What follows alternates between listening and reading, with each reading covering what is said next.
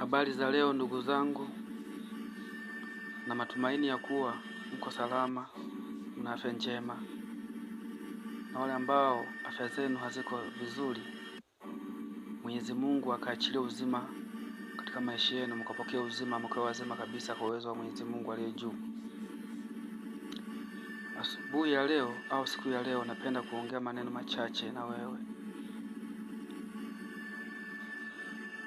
Kutokapo asubuhi kwenda kwenye mahangaiko, kabla kutoka nyumbani, mshirikishe Mungu, mwambie Mwenyezi Mungu, huu ni wakati ambao naenda huko kwenye mahangaiko.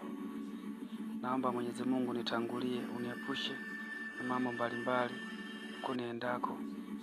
Mtangulize Mungu kwanza, usiende bila kumshirikisha Mungu.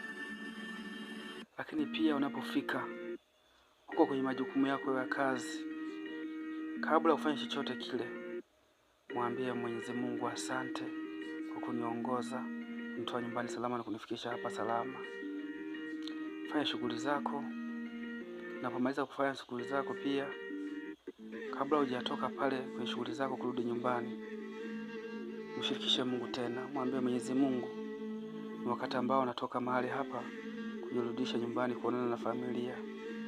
Najikabidhi mikononi mwako, naomba Mungu nitangulie, uniepushe na ajali mbalimbali, uweze kunifikisha nyumbani kwangu salama. Unapopata kibali cha kufika nyumbani kwako salama, kabla ya kuingia ndani au kabla kufanya chochote, hata ukiingia ndani pia, basi pia mshukuru Mungu, hata kwa kimya kwa kimoyomoyo tu, kumwambie Mungu asante, hata kwa kuomba, kwa kunena, yote sawa tu. Maana Mungu yeye anaona hadi ndani ya moyo wako, anajua ni nini ambacho unakifikiria. Kwa hiyo unaweza kuzungumza na Mungu kwa namna yoyote ile ambayo utakapenda kuzungumza naye. Mshukuru Mungu. Najua ni kwa nini nimesema hivyo. Nimesema hivyo kwa sababu humu barabarani kuna changamoto nyingi sana. Kuna vyombo vingi sana vya usafiri ambavyo vimo mabarabarani, na kila mtu anaendesha chombo cha moto akiwa na akili yake, wengine akiwa amelewa, wengine akiwa na mawazo mbalimbali. Wengine ukuta wamevurugwa makazini, wengine wamevurugana na familia zao.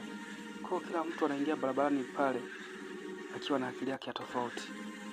Kwa hiyo unavyotoka huko kufika nyumbani salama, ya kupasa umwambie Mungu asante. Ya kupasa umwambie Mungu asante kunifikisha nyumbani kuungana na familia yangu niko salama.